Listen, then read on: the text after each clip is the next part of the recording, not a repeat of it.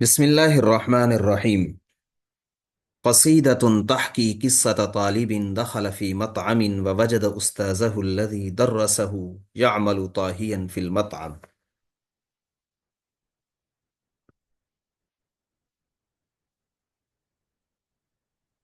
ماذا أقول وقد رأيت معلمي؟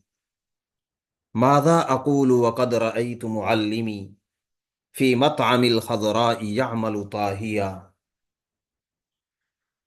يا ليتني ما عشت يوما كي أرى من قادنا للسعد أصبح باكيا.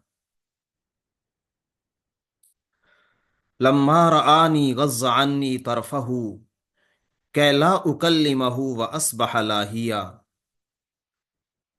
هو محرج لكنني ناديته يا من أنرت الدرب خلتك ناسيا.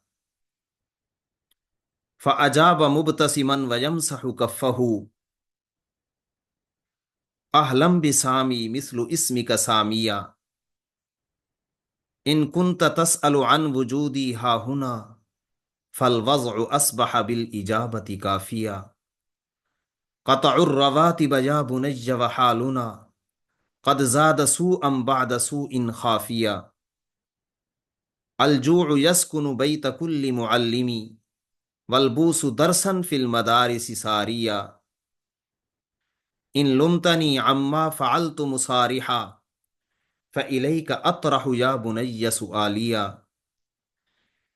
إن عدت للتدريس أين رواتبي أو كيف أطعم يا رعاك عياليا أو كيف أدفع للمؤجر حقه إن جاء يطلبني ويصرخ عاليا أو كيف أشرح للعيال دروسهم وأنا أفكر كيف أرجع ماشيا أو كيف أعطي من تميز حقه وأنا أفكر ما علي وما لي. الثعلب أصبح سيدا واللص أصبح قاضيا وأنا المعلم لم أعش في العمر يوما ساليا. أفنيت عمري في العمل ما كنت يوما عاصيا. إن غبت يوما مرغما رفع المدير غيابيا.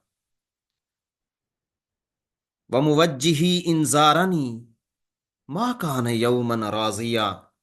سرق اللصوص رواتبي أخذوا حقوقي وماليا. بنتي تموت من الألم بنتي تموت من الألم والابن يمشي حافيا.